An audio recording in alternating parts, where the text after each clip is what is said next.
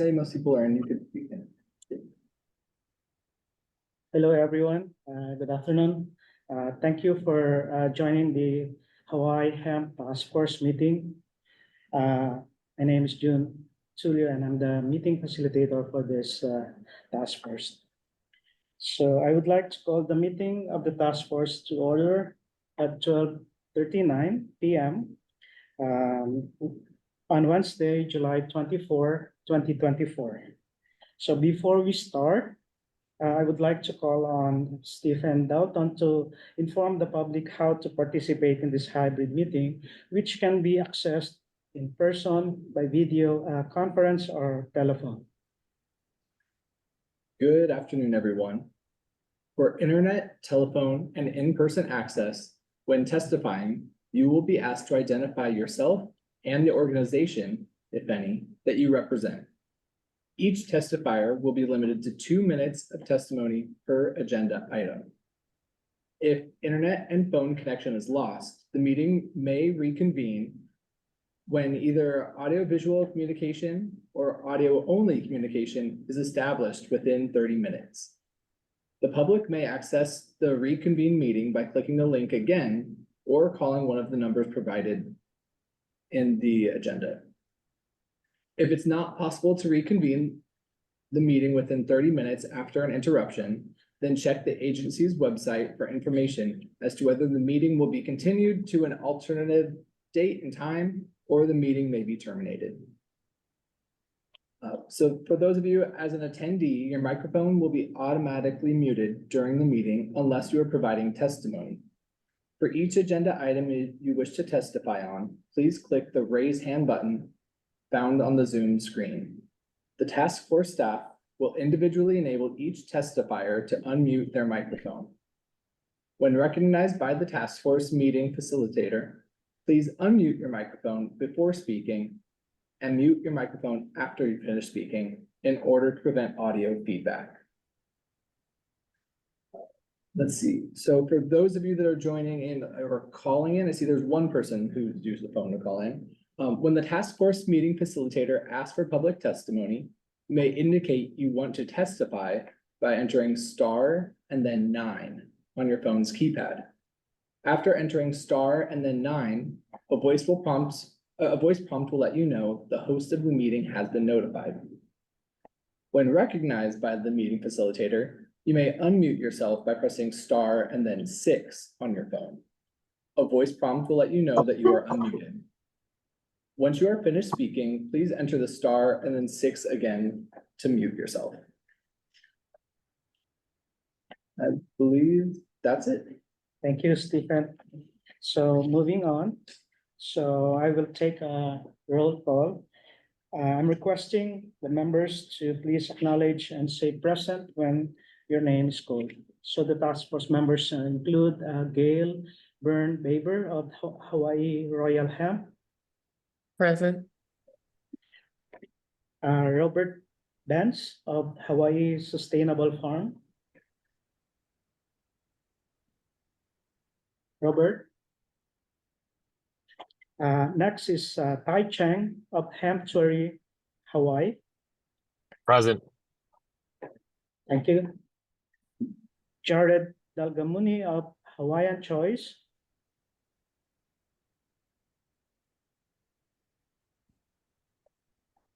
Thank you, Jared. Janine Holstein of Maui Majesty. I'm here, thank you. Thank you. Gloria Ilagan of Mauna Kea Trading. I'm here, present, thank you. Kelly King of Pacific Biodiesel.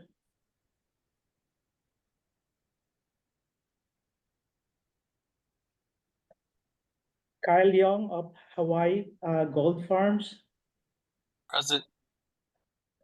Kyle. Ching Lee of University of Hawaii at Manoa.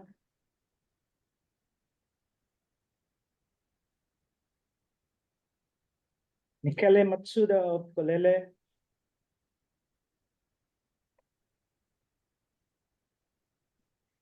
Jediah McRoberts of Hawaii Hemp. Present. So Liliana Napoleon of Napoleon Gentry, Here, present. thank you. Brittany Neal of Hawaiian Hempstead, Present. thank you. Grant Overton of Archipelago,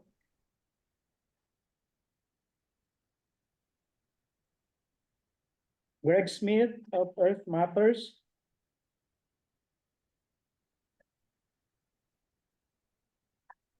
Joseph Smith of Hemp Hawaii, Home Hawaii,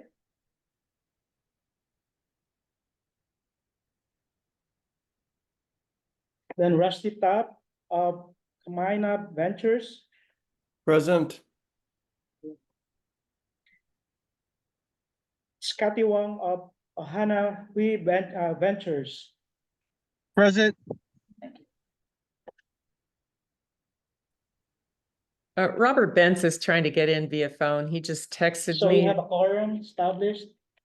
Oh, yes, I was just going to, when you were done going through with these, I was going to allow the person on the phone to speak. They could hit star and then 6 to unmute themselves, and they can tell us who they are. Hi, this is Robert Benz from Hawaii Sustainable Farms. I clicked the link that I normally click and it didn't admit me, so not sure what was going on because I was trying to join the way I normally join and it didn't open. It said the meeting had not started yet. Okay, you can stay on the phone like you are now, or you can try joining with the link again. Either is okay. And I can just, because earlier on the phone I was pressing *6 and it wouldn't let me unmute. Right, I just unmuted you, so yeah. So I can just keep pressing *6 to mute and unmute. Yes. Okay, thank you. So I'm present. Wow.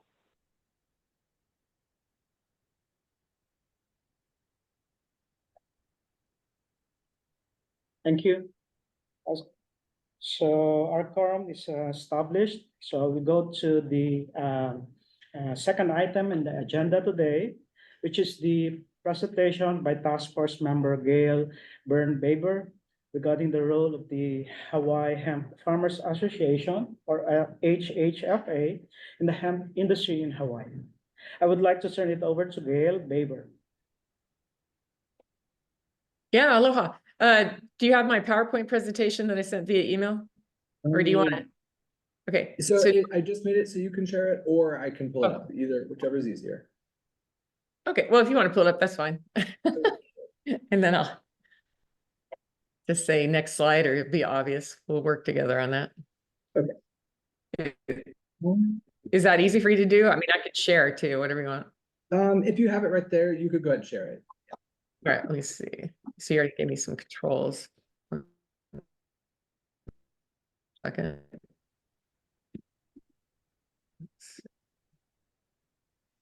Oh, gotta zoom out to get the share going.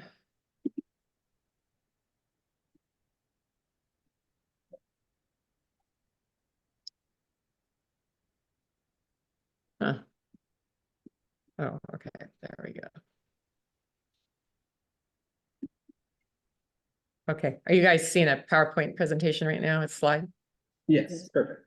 Okay, great, thanks. Well, we'll keep it really brief because I think most folks here are at least familiar with the name and have probably met some of the board members or participated in some way or another with the Hawaii Hemp Farmers Association. And if you have any questions further after this meeting or whenever, you can reach out to me personally, any of the board members that are here present on the task force, or through the website at info@hawaiihempfarmersassociation.org. And our website is hawaiihempfarmersassociation.org. Just real quickly, we're a 501c3 nonprofit organization that was founded in 2018 to further the multifaceted hemp industry here in Hawaii. And we are becoming more and more multifaceted, which is wonderful.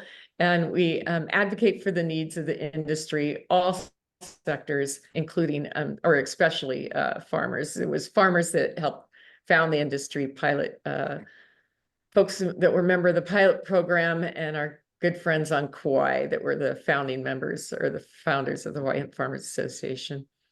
You know, I just want to take a quick moment to reflect on the long history that hemp has here in Hawaii. And I think a lot of us here know that, but we are unique, honestly, especially compared to many of the Western states. Obviously, the 13 colonies all grew hemp and throughout the country for a long time, but Hawaii was growing it too, you know, way over 100 years ago during the whaling times is my understanding, for sails and rope.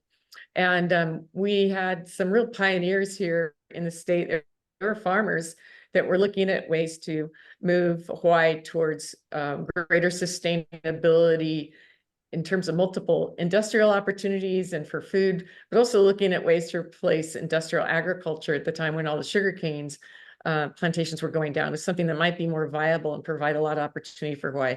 And so one of those was those farmers came together and founded the Hawaii Hemp Council in 1992. In 2000, actually, a hemp pilot study was authorized by the Hawaii State Legislature, but later abandoned. And that's doing great part to the work of, most people here probably remember Representative Thielen, who literally worked for decades to help get what we have in place with regard to hemp industry. We all owe her a debt of gratitude. And if you go back through the legislative archives, you will see hemp bills introduced every single year, or at least almost, I think, every single year since the late 90s. And you don't see that history necessarily in other states. So there's been a long time advocacy here. And it did originate, a lot of it, from farmers. There was a real concentrated effort 2013 to 2015 to get some legislation passed. You know, I should have taken out coordinated by Clarence Baber there twice. He's my husband. This isn't a plug. This is a slide from another show I had. So excuse me if the name Baber there is popping up, but he certainly has been a pioneer here as well as other folks here in the meeting today. In 2015, there was a pilot study to look at, like, before the legislature moved forward and allowing us to have our pilot program, will hemp grow here? Well, we already knew that. Been growing here, you know, decades and hundreds of years before, but the pilot study was, of course, very effective in showing that it will grow. And in fact, one of the things they looked at was, will it remove pollutants from the soil? And it had 100% removal of atrazine during that study. And that pilot or that study was under the direction of Dr. Coe, if I recall correctly. And of course, the U.S. Farm Bill passed, allowing us to have research programs. Finally, in 2016, we got our legislation passed. We were still pretty early in the country in terms of getting this legislation passed, but it took us a couple of years to get our pilot program up and growing. And then 2018, the USDA Farm Bill comes and normalizes things more. 2020, we were moved under the USDA for growing and production purposes. And of course, between 2016 and 2024, there's a lot of drama in the legislature and trying to figure out how to get a viable hemp industry growing. And with regard to going back to the Hawaii Hemp Farmers Association, you know, the activities that we primarily focused on have been sharing knowledge regarding farming and processing and best practices amongst our membership and in our community, and obviously with a lot of politicians. A number of us have hosted tours on our farm and even outreach to, in our case, we outreached our local law enforcement, invited them down to the farm to show them what, you know, that we're growing vegetables too, and to normalize the whole thing. We've built relationships the organization has throughout the state, but also nationally and internationally. Part of that is to help us build an industry here, and also to make sure our understanding of things were grounded in experiences of what people are experiencing in other places. Bo Whitney is a common name that's been batted around here in the Hemp Task Force. He's the leading hemp economist really in the world, gathers the most data, and it's been a big help to us, writing a couple of white papers to the legislature. A number of us have relationships with the president of the Hemp Building Industry Association for the U.S. Doug Fine is a hemp personality that's been a huge advocate here in Hawaii. We've even had speaking on some of our hemp panels that we've had throughout the year in different capacities. The former director of the USDA, who is the assistant director of the USDA, was heading up the hemp program. So, so we're young, but I think our network has been wide and helpful in helping us understand all aspects of the industry. There have been a number of conventions, not just through the Farmers Union, but in other places that we've participated in and helped bring speakers together from all sectors, not just cannabinoids, to talk about what's going on here in Hawaii, but also what's going on with tribes in the Midwest and the Northwest, and what's going on in key states like Colorado. Obviously, we've been involved in outreach and trying to share what's going on in industry with the legislature, because we've been so heavily impacted by really poor legislation and rules that were incredibly onerous compared to other states. And in fact, this task force is a result of recommendation that came from our organization, because we really wanted to further and facilitate greater conversations between folks in the industry, but also within the agencies, because a lot of times we end up, the only time the agencies have the opportunities to communicate with us is during the legislature, when they're kind of forced to.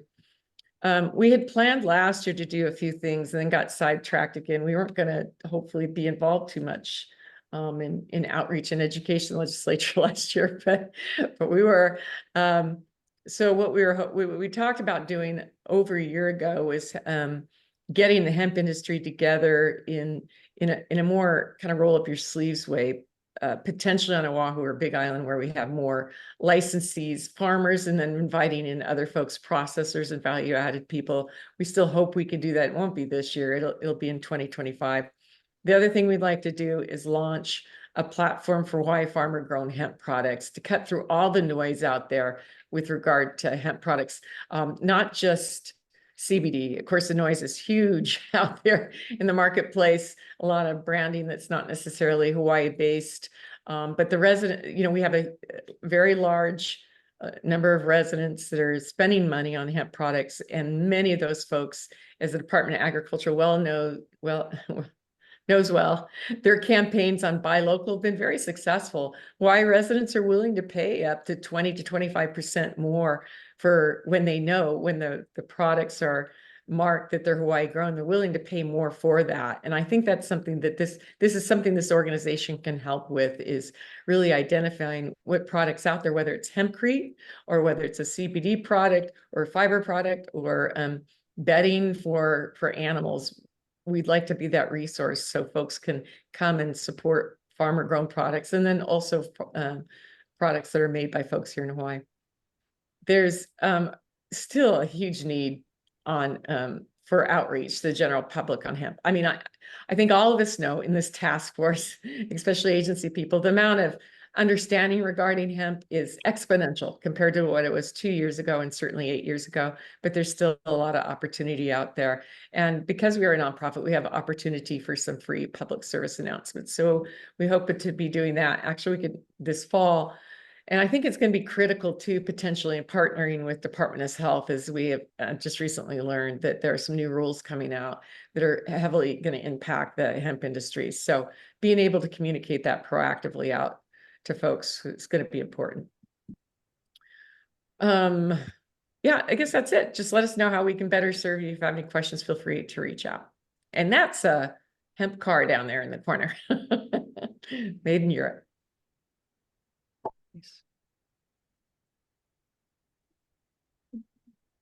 Thank you, Gail. Yeah, thank you. Okay.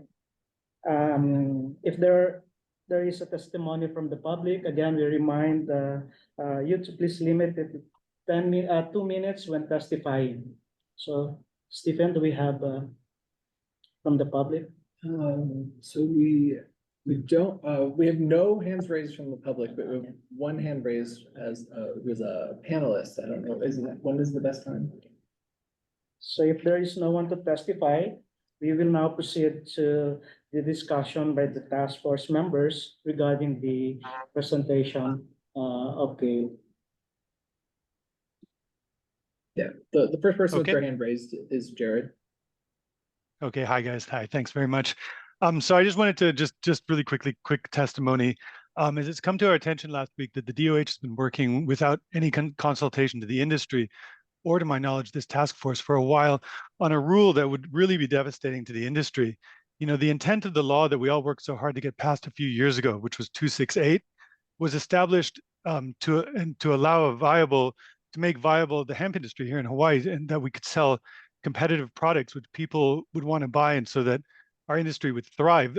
But the problem is this rule looks to go through, and it absolutely undermines that intent, if not potentially finishing this industry off. So I just wanted to bring it to the attention of everyone that this rule will be a maximum of 1 milligram THC per serving. And what's being discussed is 5 or 10 milligrams per package for any edible format. Now, these limits will be among the strictest rules in the entire country, and will be pretty much impossible to comply with using the remediation technology that's available within the state. If anyone here wants to sell products to customers that they actually want to buy, or sell bulk extracts to manufacturers who will make those products for the local market, it's essential that we get some input on this this situation. THC is one of the most therapeutic cannabinoids. It needs to be understood that it has lots of uses beyond simply getting high, and this is why low dose full spectrum THC products are overwhelmingly what customers want to buy in the 35 states that our company has presence in. When I'm talking about low THC, what I'm talking about is a minimum of 2.5 milligrams per serving. You know, package limit wise, having less than 20 units per package, which is 50 milligrams of THC, isn't economically viable to produce. It's hugely wasteful of plastic, and anything below this is certainly not competitive on the national market. It wouldn't even be really worth making. Certainly not to compete with other products that are out there.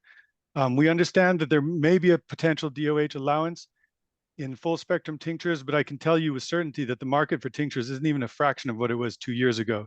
You know, compared to 2 years ago when we were making tinctures, when that was one of our main businesses, you know, that was 80% of our sales, and it's less than 10% now.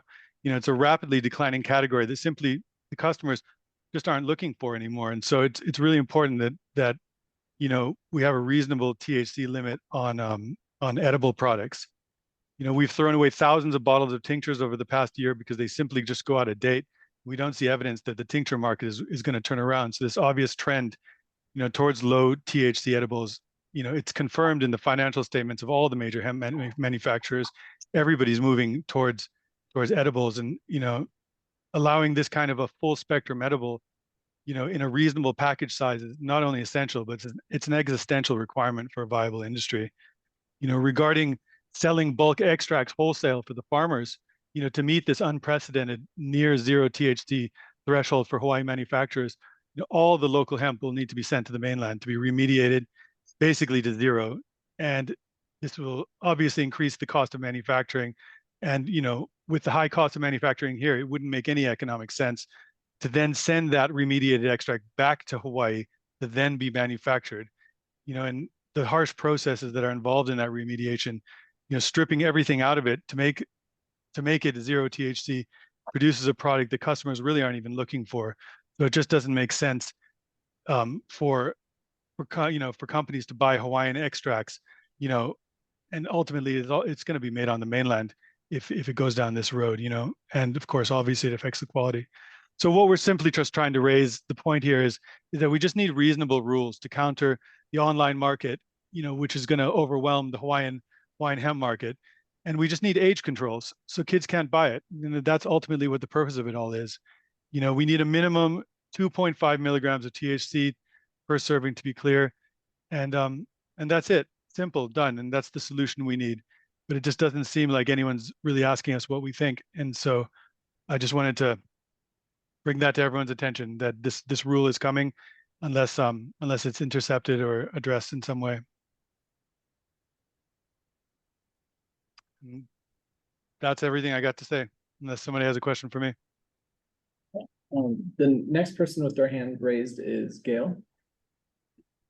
Yeah, so I guess this would be public testimony or member of the task force. I'm not sure what it is, but it's a comment on what Jared's saying. And the intent of the task force, and we know because we helped draft the legislation and supported it all the way through, was to create opportunities for conversations with agencies. So we wouldn't be in the position that we're exactly in today, that we would be getting a heads up before there were these rules coming down that could have such an impact. And Jared's right, obviously right, in terms of his economic assessment, what this is going to be. Farmers can't even afford to send our crops to Kauai from Big Island for processing. They're the only facility right now in the state that I'm aware of that has a processing permit that can potentially strip out all the THC. So if we can't even afford to send it to the one facility there, we're dead in the water in terms of being able to compete in the largest growing sector of the cannabinoid market. So I guess I'm reinforcing what Jared is saying, but I'm also saying we've been having these meetings now for a couple months, and thank you all. I mean, this is what we've needed, are these conversations.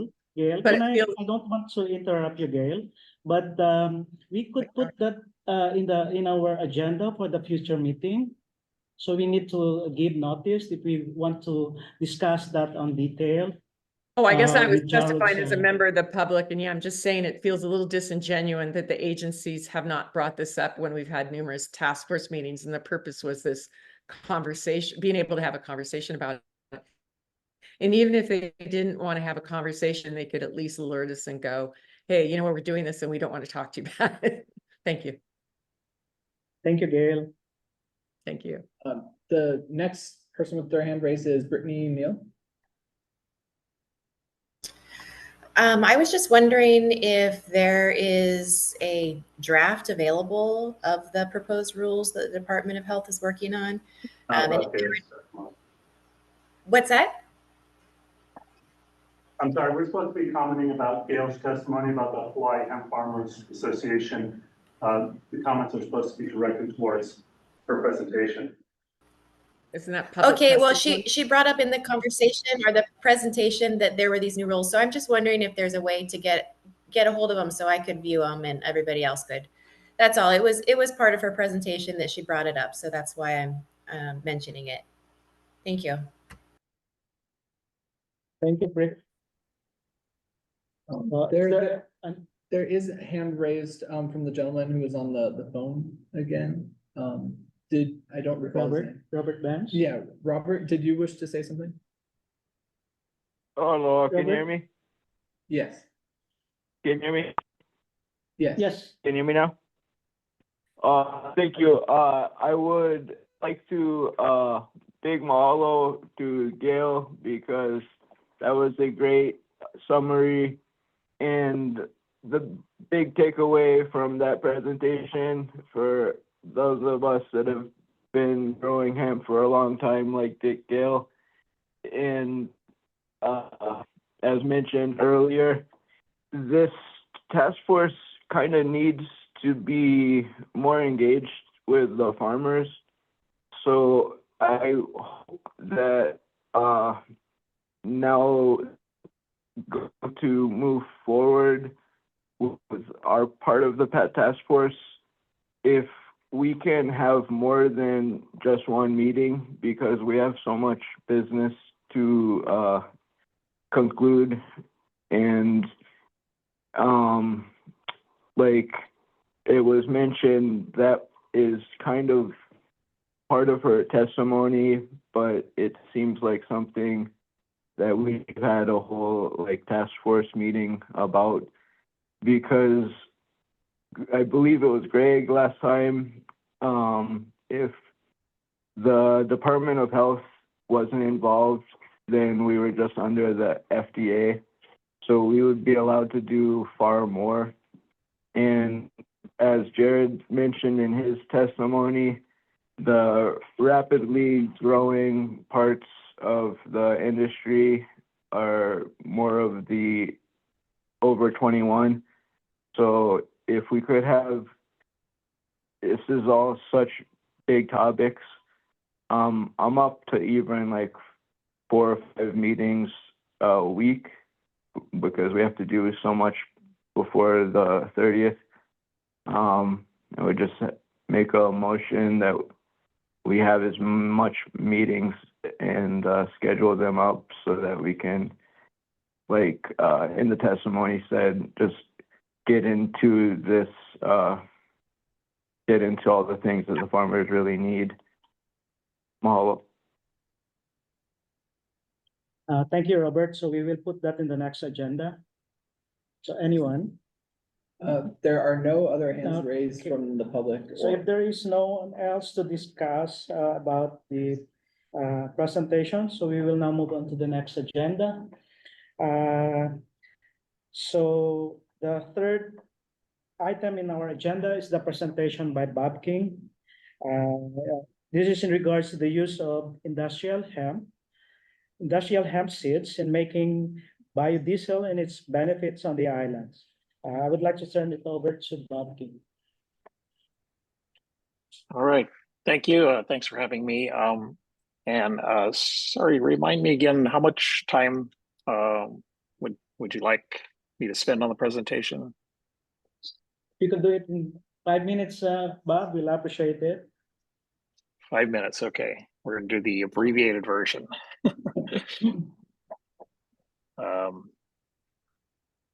Oops, hang on a second here. Okay, we'll do the quick version. So, yes, thanks for having me. I'm Bob King, president of Pacific Biodiesel.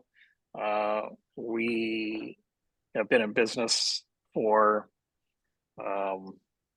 almost 30 years now in Hawaii, and doing making fuel and doing agriculture as well. So basically, started on Maui. Did some of the earliest biodiesel work in the nation. We're the oldest biodiesel company in the United States. Built a dozen or more plants in other states and countries along the way. Now we're 100% of our staff and investment is in Hawaii again. And our big plant that you're looking at here is on the Big Island, Hilo side, where we make 6 million gallons a year of distilled biodiesel for use in cars, trucks, tractors, boats, and our biggest customers are power generation at this time.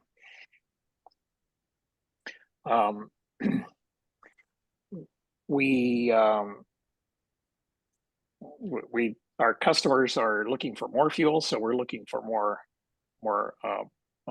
feedstock to make the biodiesel out of, which has brought us to farming.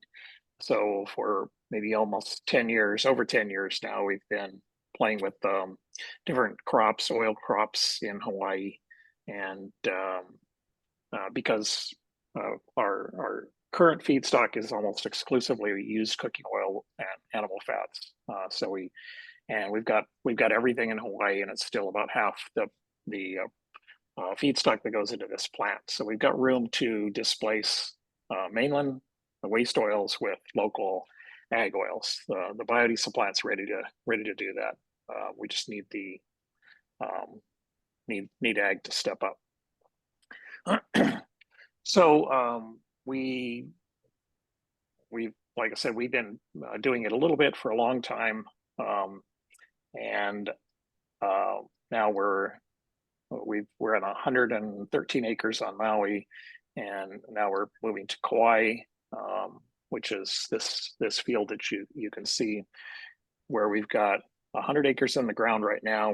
We'll harvest in another month of sunflower seeds, and then we hope to get 1,000 acres harvested in the first year on Kauai. So we're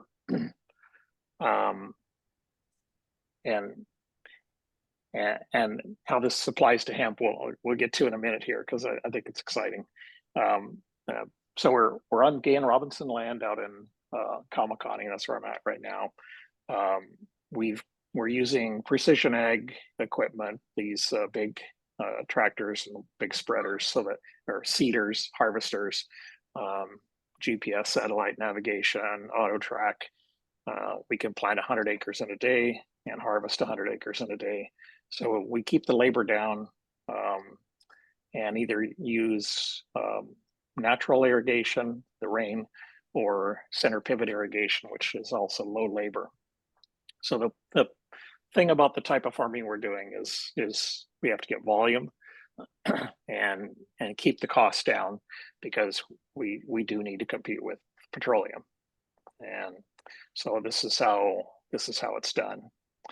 But we can't just grow one crop. We grow different kinds of crops, and we rotate them through. So sunflower is a nice one. People love to see that, and it's a great crop. It loves to be here. The first field we planted that's going to be harvested soon, we used no herbicides, no pesticides, also no fertilizer. So it's just seed and water. That was it. That's how we like to farm. We've never used herbicides or pesticides.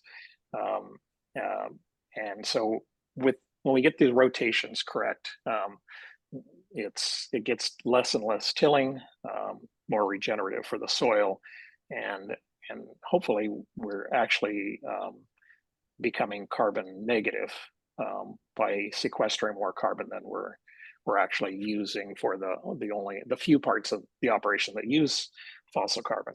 All of our tractors run on 100% biodiesel. The mill that we're putting up in Kamakani is powered by the hydro. So very little petroleum involved in this operation at all.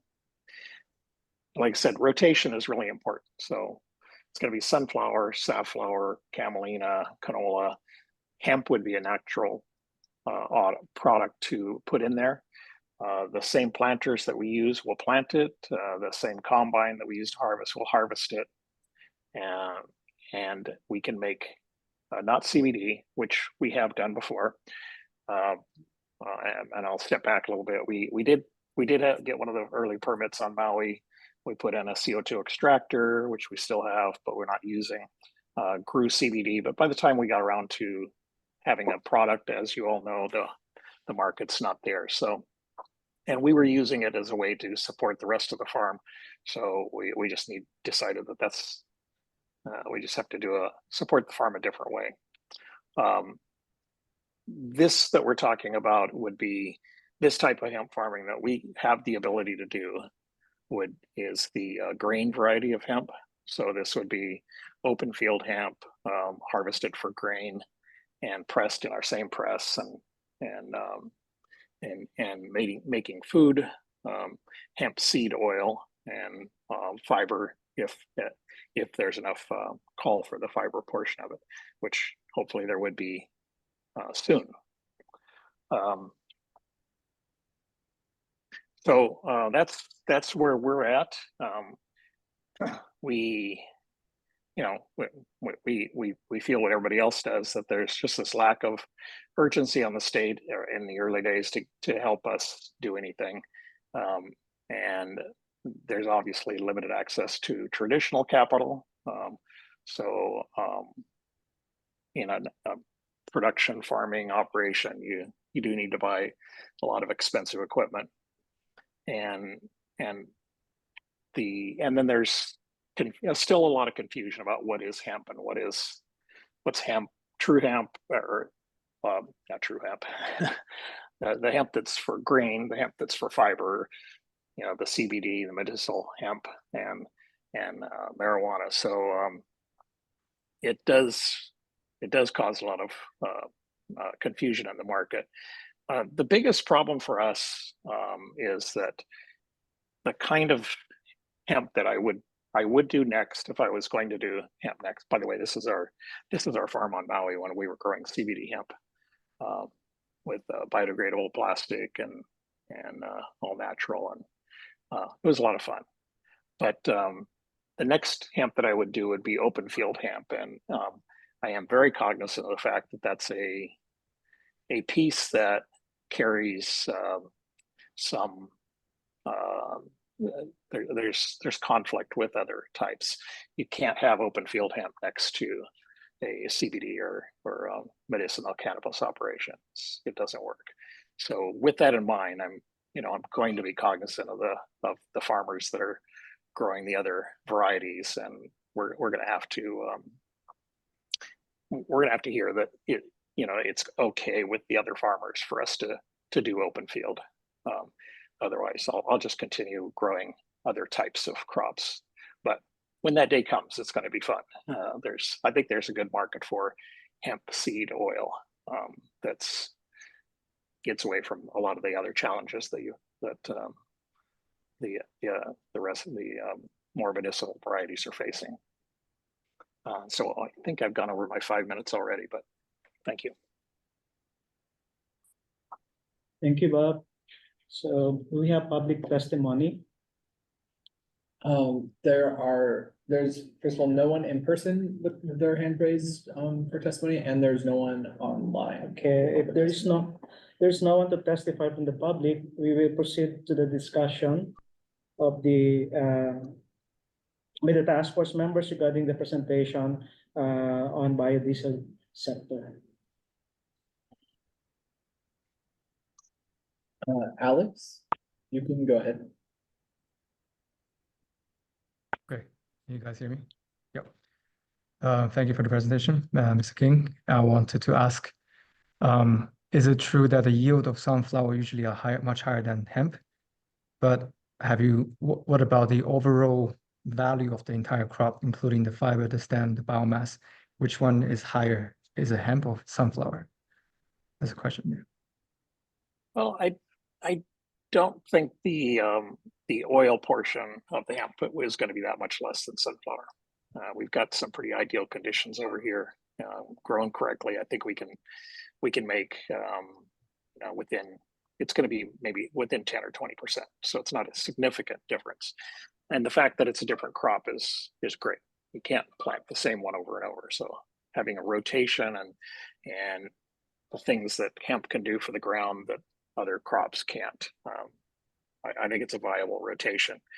The oil would be in my mind, would be the most valuable portion of it. We've spent a lot of money on a very high-end press that does food grade, high quality culinary oil. So it's basically a cold press, very controlled. So we get a just spectacular oil out of it. I'd love to run the hemp through that and see the aromas and the quality of the hemp seed oil, which I think would be spectacular and have a good market. Obviously, anything that's not perfect, straight into biodiesel. We have made biodiesel out of hemp oil before. It works perfect. The fiber portion is the next round, not as valuable. Does have to be processed really close to where it's grown because you don't want to move the mass very far. But there's a lot of future value in hempcrete and construction materials from hemp. So hopefully, and it's another set of equipment that we don't have. We can do hemp seed oil right now with what we have. The fiber side, we would need to invest further in more equipment. Thank you.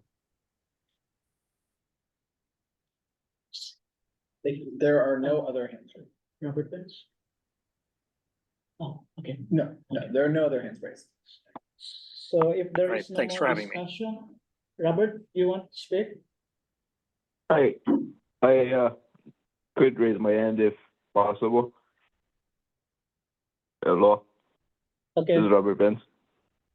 go ahead. I want to big mahalo to Bob. You're a huge inspiration because your wife was my tennis coach when I was like 5th grade, and what you've done with Pacific Biodiesel has been amazing, and you've got a lot of expertise here with the large scale hemp farming, and you're right on about the open field. There's so much we could talk about because there's the seed cake in the Hemp Feed Coalition. They're working on being able to sell the use the seed cake. It's not right now. It's not allowed to be used. But is there any way before August 30th we could have another task force meeting where we just go over these kind of issues? Because I know it's a short amount of time to get some input to the legislature. Model.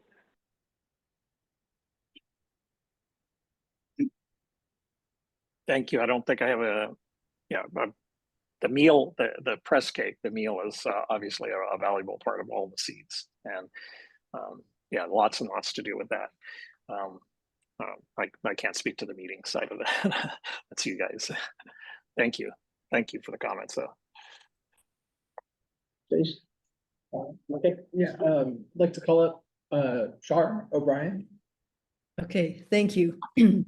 So thank you to both Bob and Gail. And thank you to everyone for volunteering to be on this task force. It's an important job that you have. And our primary purpose as consultants, Megan and I, is to help this task force to help you make the recommendations that the state is looking for. How do we move forward with a hemp industry on the islands? So Megan and I have listened to your concerns. We have spoken to experts and done our own research. Today, we have some recommendations for a preliminary vote. In an effort to expedite this whole process, if the majority of you agree on a particular recommendation, then we will write it up in the format needed by the state and show you the final recommendation at our next meeting. Does that seem reasonable? So I know that everyone that's on this call, just a second, Megan, is passionate about the ability of the hemp industry, both industrial hemp and cannabinoid hemp, to benefit our state. We need to reduce the import of construction materials as well as fossil fuels while supporting food security and a circular economy. That's what everybody here believes. I'm certain of that. So I'm asking you to please trust that Megan and I, and more importantly, all of the state employees we have worked with, are doing our best to make sure that everyone's needs get met. So we'll start with our general fiber recommendations and move on to construction materials and then to cannabinoids. We were hoping to have a little more time today, but we think we can get through quite a bit. The rest of our recommendations will follow at the next meeting. Char, we'll talk about that in the next agenda.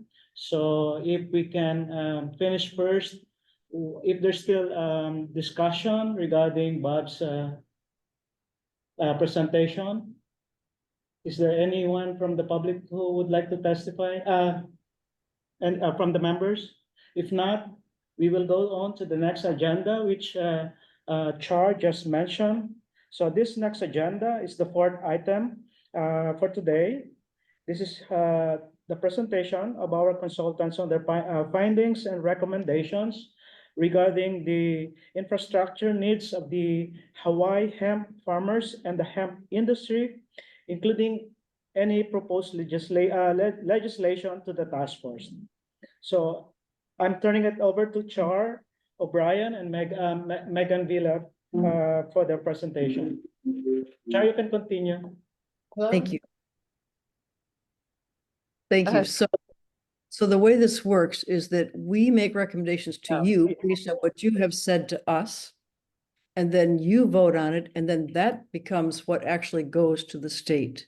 So we can't make recommendations on our own. It has to come through you as the public task force. So to create an industry, a hemp industry, we need distributed small decorticators on each major island. We need an initial commercial scale processing plant so that we can split the herd from the fiber. And we need a large scale cultivation potential. So next slide. Yeah. So here we have 3 recommendations in the general fuel, general fiber. Okay. So first, small decorticators. We're recommending that a group of equipment for hemp processing be placed with each one of 3 different nonprofits on 3 different islands, Oahu, Maui, and Big Island. We're recommending a no-till drill, just a small 5-foot drill a roller crimper, a formation ag mobile decorticator, a used hay rake, a used small hay baler, and a used side sickle hay mower. Should be around between $60,000 and $70,000 investment for each island. So can we get a vote on that, June? And then let me reiterate that then if you agree that we should go forward with this recommendation, we will write it up formally for the state and you can review it again next time. But I want to make certain that people agree with our recommendations before we go writing everything up in hope that you will agree with it. And June, how do you vote? Or Andrew? Sure, can you just present first? And then we'll have the next, the decision making is on the next item in our agenda. So this one is just your presentation. Discuss the findings and recommendations. All right. Next slide then is a commercial scale decorticator. We recommend grants, loans, next slide, loans, loan guarantees, tax incentive, expertise, etc., open to public competition to support the building and operation of a 1.5 ton per hour decorticator plant for processing hemp straw into hurd and bast fiber on the island of Kauai for shipment of hurd to all islands. The total cost of this will be somewhere around $5.3 million in grants, loans, and tax incentives. And that should be, there's another slide here. We're missing. Megan, I was gonna say, I think when you did full screen, it might have, or whoever's doing this shared screen, when they made full screen, I think it jumped to another window and you'd have to share that screen. Okay, yeah.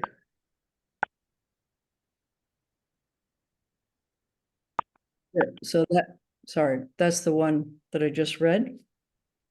And then the next slide is we need to, as Bob said, we need to get large scale hemp cultivation going. So we recommend a combination of grants and loans be given to the not-profit, for-profit partnership of Friends of Waimanalo and Ohana Nui Ventures for the farm equipment needed for the cultivation of hemp and cover crops on the island of Kauai. This grant and or loan should be between $360,000 and $600,000 for the purpose of buying a combination of new and used equipment. Slide 5. So I'm jumping to the construction industry. And we're going to further recommend that there be grants given for developers of hempcrete blocks so that we can expedite the building industry. Another grant for prefab hempcrete panels for homes and apartments to develop those. And the third one to develop insulation in rigid 4x8 sheets made in Hawaii from the fiber. We don't want to make, it'd be lovely to make the really fancy fiber, but that takes a lot more processing. So we can begin with the rigid fiber. So now we're going to cannabinoid section and Megan's going to present.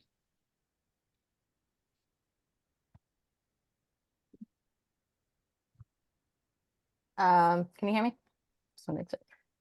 We recommend that the state subsidize one facility at Kohala Center, on the Big Island, that cannabinoid farmers can use to do their own processing once they're certified in the use of the lab. We recommend that the state subsidize the shipping of the dried flower to the Big Island as well as farmer travel to level the playing field. The CBD processing facility. The cost for ethanol extraction system made in China would cost roughly, Shar, do you want to chime in? Is this the total?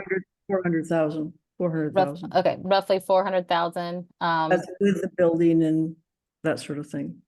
And again, this recommendation is contingent on the ability of a cannabinoid task force being able to lay out the rest of the concerns that they may have about the current laws and regulations, which you'll see in the next slide, or 2 slides away.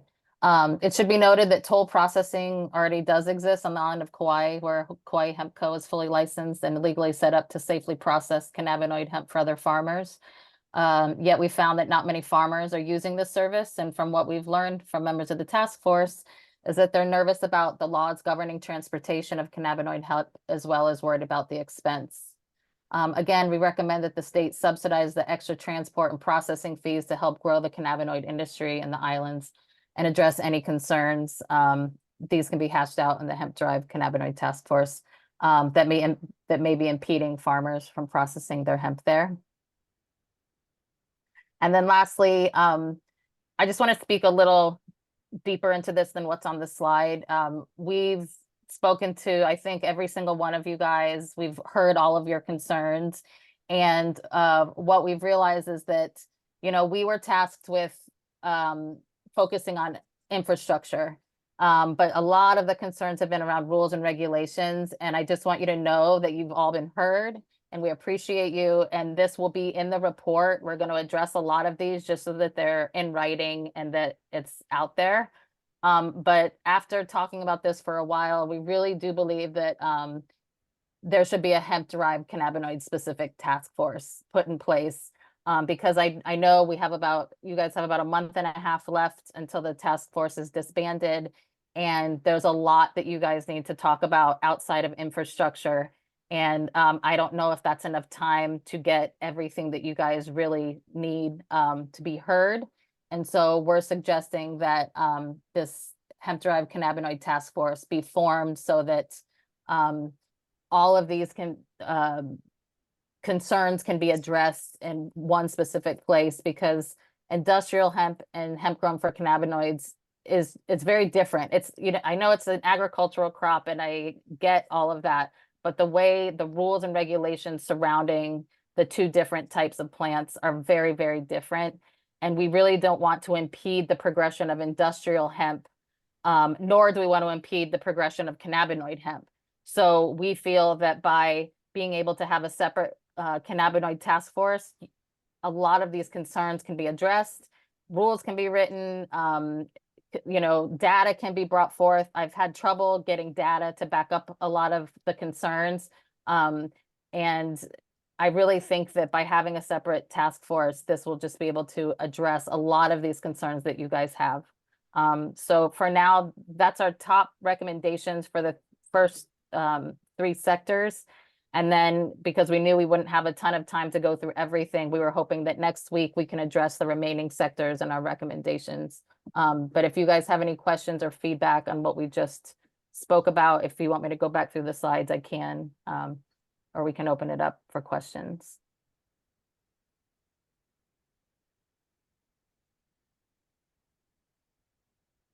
Thank you, Megan. Thank you, Megan and Char. So we'll take the public testimony first. Yes, so for public testimony, I see there's a Marcus.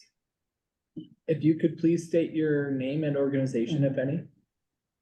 Hello, everybody. My name is Marcus Serrano. I work with Mo Green, just as an independent entrepreneur. And I think that it is very important, just to echo what Megan just said, it is very important that there's clarity behind the type of farming that will be done with hemp, because I think everything being bundled up together with the cannabinoid farming versus the industrial version of hemp, there's multiple different results at each point.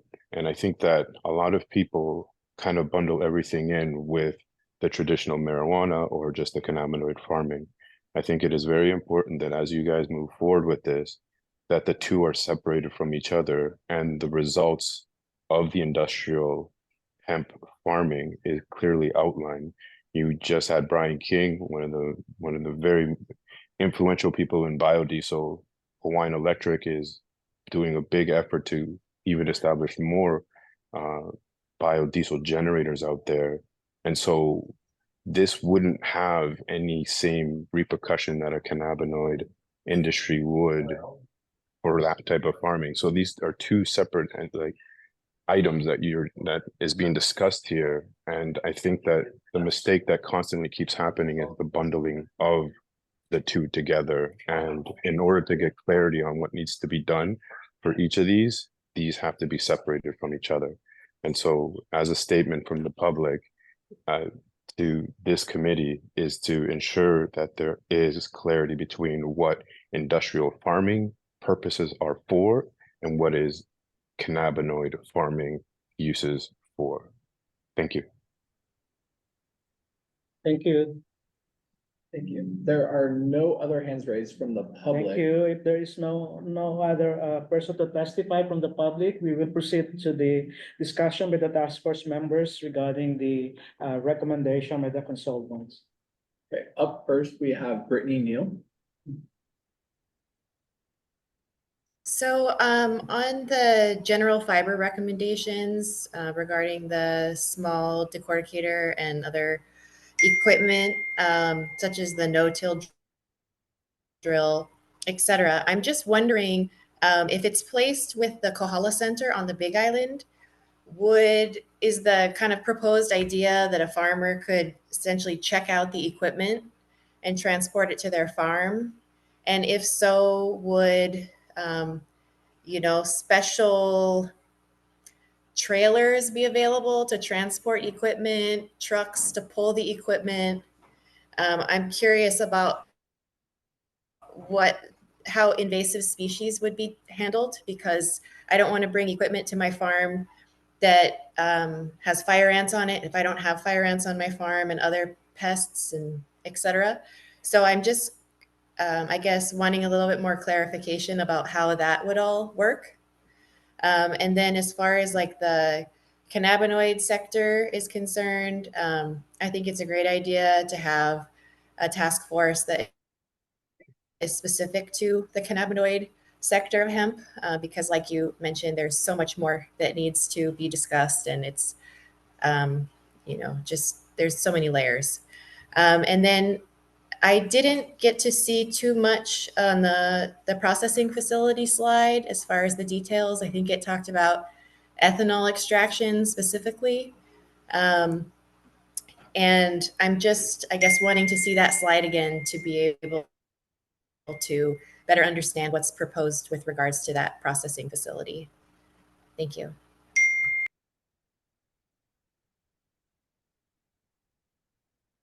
Okay, I think she wanted to just show that slide real fast.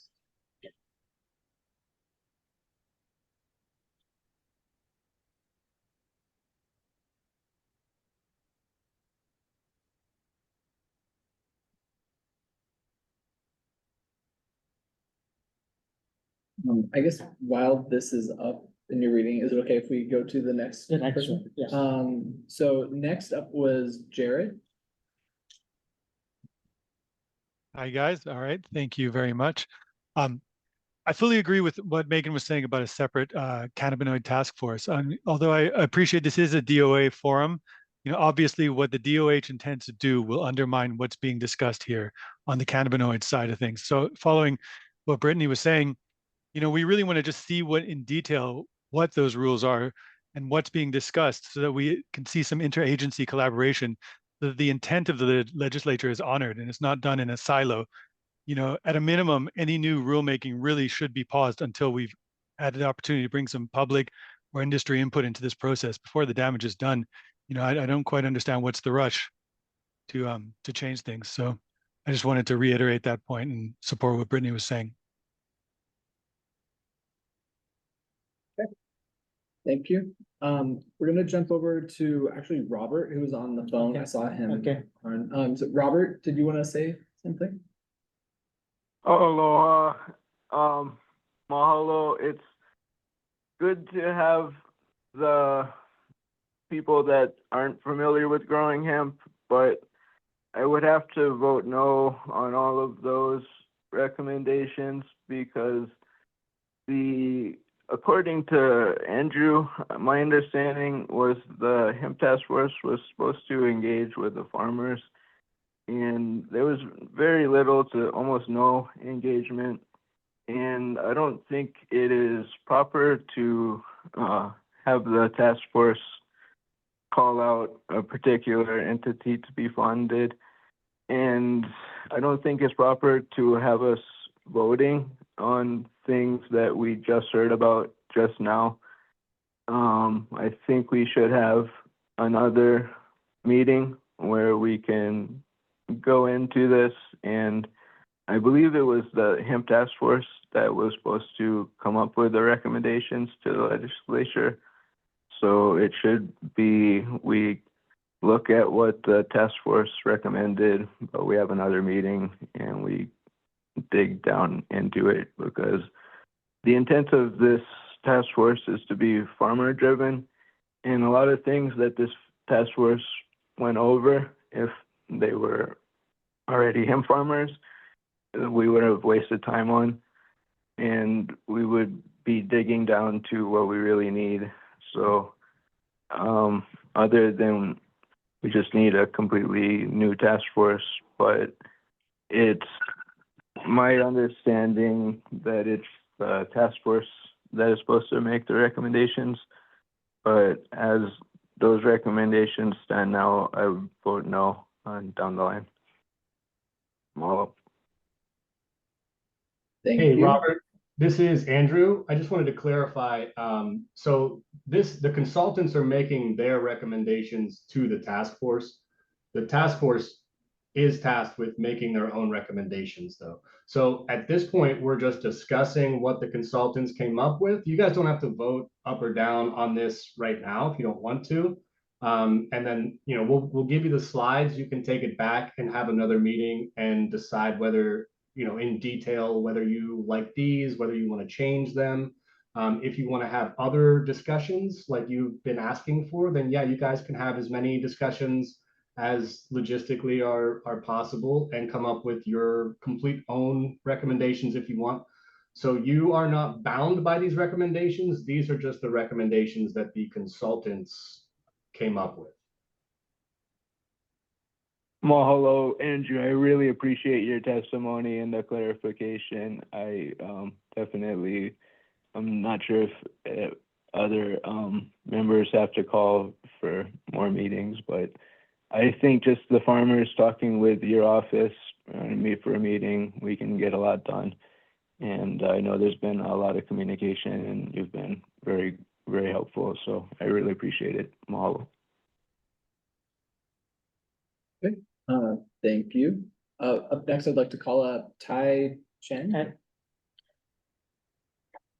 Hello, can you hear me? Yes. Hey everyone, my name is Tai Cheng. President of Hemp Hawaii here on Oahu. Also help run one of the medical cannabis dispensaries here on Oahu. I think they're really good recommendations to try to start the hemp industry in Hawaii. I think the upfront capital costs of that heavy equipment will be, you know, very helpful for farmers. One thing I do ask the consultants to look at is potentially looking at whether or not medical dispensaries have the equipment that's necessary to provide for processing of CBD. The reduction in shipping between the islands, because we're going to try to set up, I guess, you know, specific islands that have the specific capabilities. There may be, you know, ethanol extractors and CO extractors that are readily available and can be told for hemp product. That's it. Thank you. Next, I'd like to call up Scotty Wong. Yeah, I wanted to follow up on Brittany had asked a question, and I'm not sure if Shar or Megan were going to answer it, but it was the question about the equipment, such as tractors, harvesters, being on one farm. Can other farmers use it? Is there going to be a low boy to transport it, and also taking care of any cross-contamination? But that's something that Friends of Waimanalo, our nonprofit arm of Ohanahului Ventures, has already planned for and done. In fact, today I'm waiting to drive one of my farmers to go pick up another tractor and possibly two more tractors with a lowboy, and to use it for other farmers we're recruiting on Oahu to farm hemp with us and help them through the process of getting their USDA license to grow hemp on their food farms. Because we are in discussions with a group that wants us to grow 4,000 acres of hemp for a bio feedstock for energy. So that's why I appreciate Bob's talk today. But we do need more farmers because there's not 4,000 acres of land on Oahu ready to go. So our thing is to recruit other farmers to do this. But the question that Brittany had asked was taking the tractor, and that's what we do as our nonprofit is we train people to drive the tractors. We have a guy that certifies people in farm equipment, driving it, our equipment. You want to use it on another farm, we'll put it on our lowboy, we'll take it to your farm. But also one of our early classes we did 2 years ago with our partner is dry ice blasting. Our dry ice blasting partner cleans military vehicles in foreign countries and here in Hawaii to decontaminate the vehicles as they go island to island, because then it gets rid of the red ants. That's how the military does it. Our partner actually does that, and we've trained 5 guys to do it 2 years ago. So that's something that could be a solution for what Brittany had brought up about taking tractors to different farms. We have pressure washers with solutions, organic, that can clean, pressure wash all of our vehicles before it leaves our farm. But also if it's something that's of concern, we do have dry ice blasters on island that can help with that. And one other question was, I heard the recommendation of having the big decortator on Kauai. We also have, like I was mentioning, this big job that can be on Oahu. If that can be left open, there is a big job that a decortator would be needed or processing on Oahu. So anyway, I know we didn't vote on anything yet, but we could talk about that later. Thank you. Thank you, Scott. So there's a couple more we want to ask again. Is that okay, or? Oh, okay, yeah. I guess Brittany, you had your hand raised again. Yes, I just wanted to make a comment in response to what Ty had asked with regards to whether hemp can be processed in dispensaries using the equipment that they have already existing. And I would just like to testify or get it on the record that as a USDA hemp farmer, I don't want to be lumped in with medical marijuana or recreational marijuana, which are federally illegal. I think it's very important that we keep hemp separate from those things. And I don't want to be pulled into it in any way. So I just wanted to get that on the record. Thank you. Thank you. And then Gail has her hand raised. Yeah, thanks, you guys. I know you put a lot of thought into this. Just real quick. Well, I know I'll need to think about this before I can vote today, because I think there's a lot of good questions and things being brought up. But was there a reason you guys went with ethanol instead of CO2? Was it for scaling reasons, or? It was for safety and for expense. Okay. But we also are kind of kicking it down the road to the new task force, the hemp, the exacting hemp, cannabinoid hemp task force, because it's just too big a process. It's just too many questions, and it really needs to be done in a specific task force.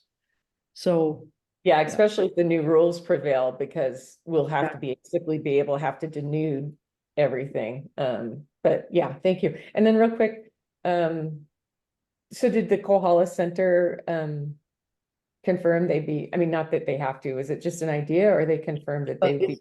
It's just such a wonderful nonprofit that's right there on the big Oh island. yeah, no, they're great. They're great. I just didn't know if you'd had conversation with them yet or not. Okay. All right. Well, thank you. Thank you. So if there are no other discussion on this agenda, we will move on to the next to the last item. This is the decision making by the task force members regarding the recommendations from the hemp consultants. I would like to ask again if you are, going to vote or not. And just for clarification, we are only talking about the 3 sectors here.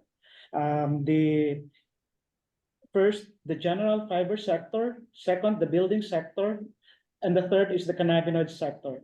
There are still 3 other sectors that the consultants will be presenting in the next meeting. So that those are the biofuel sector, the grain food sector and the general sector. So I need clarification on what it means if we vote. I mean, We are what does asking that you if actually you- mean? What's the outcome of that? I mean, it sounds like we're giving authority to something if we vote on it. Because I know for myself, I need to think more about this. And so what does it mean if we vote? Like we like it in general, or this is the recommendation that's going into the report? Hey, Gail, it's Andrew. So you're whatever you want to make a motion and vote on is up to you folks at this point. So the decision-making item that was noticed on the agenda is for the presentation. So you guys can take up any recommendations that were specifically made in the presentation. You can vote to not take up those recommendations now, to review them and to do it later. But you guys would have to make your own motion and second a motion and then vote on it for any of the recommendations. So for example, if you like the general fiber sector, it might be helpful if we could get the screens back on, just or the presentation back on, just so people can know what they're voting on. If you like the small decorticator idea, then you would make a motion to include the small decorticator recommendation in the final task force recommendations. And again, because it's the first time you guys are seeing this, you don't have to do this right now. You can do this in a follow-up meeting, and we'll give you the slides to take a look at. Well, then I recommend that we move to consider this and send us the slides, but we won't vote, that we'll vote on it on the next meeting, however it's agendized. That's fine. I second that. So just a small legal plug too, if everyone can remember that we are sunshined. So any discussion that you folks have on these recommendations has to be in view of the public, which means has to be at a meeting. So you can't, with the exception of the exceptions that Travis listed at the beginning, you can't really discuss them amongst yourselves. So take the slides home and take a look at them, make your own notes, and then bring it back at the next meeting and have a full discussion on Zoom. But if that is the motion on the floor, then somebody can second it and you guys can vote on it. Second by Robert Benz. Okay. So again, is there a motion to vote? I think the motion was to delay the vote and do it And at it's the next meeting. so if it's Because I think people might want to have the opportunity to review it. And then there are some good points that were brought up by Scotty and other people. There might be slight amendments we might want to make, and I don't know that we're all prepared to so make Gail, them. you can make a motion on that if that is what you want, and then No. somebody can second that. And then we can put that in the vote, the decision making in the next agenda, if that is the wishes of everyone.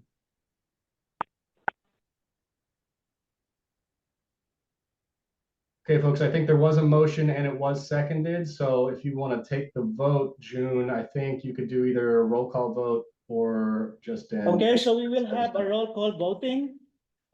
Those who are in favor, can please say yes or no? So we have Gail Baber. Is it yes or no? Yes, I'm in favor of the motion that we get to consider this and discuss it and vote on it at the next meeting. Thank you. Okay, Robert Benz. Aye. Is that a yes? Yes. Tai Chang. Yes. Okay, Jared. Yes. It's Janine. Janine. Janine Holstein. Next is Gloria Ilagan.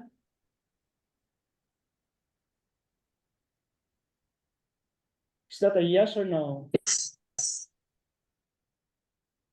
Yes. Can you hear me?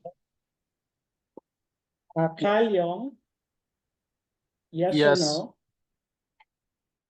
Okay. Ching Lee, Yes. Michele Matsuda? Sorry. Jediah McRoberts? Yes. Thank you. Liliana Napoleon?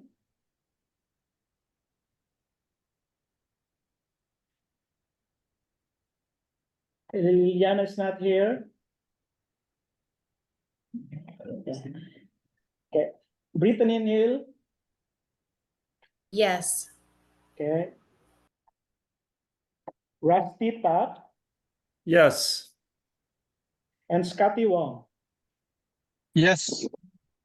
Okay.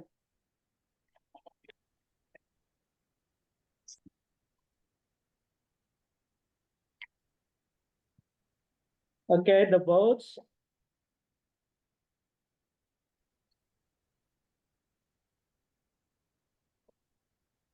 So it will be carried next next meeting, okay? So on next meeting also, we'll have this the other 3 sectors that was not here, so we will also include that. Okay, so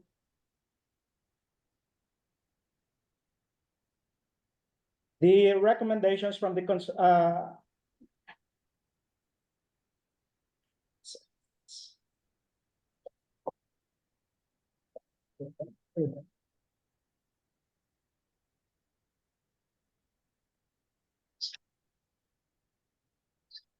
okay, so the next meeting is not yet finalized, so we will inform the task force members once the meeting is determined. If there is no objection, we will now adjourn the meeting. And this meeting is now adjourned. Thank you everyone for attending. Have a nice day. Thank you.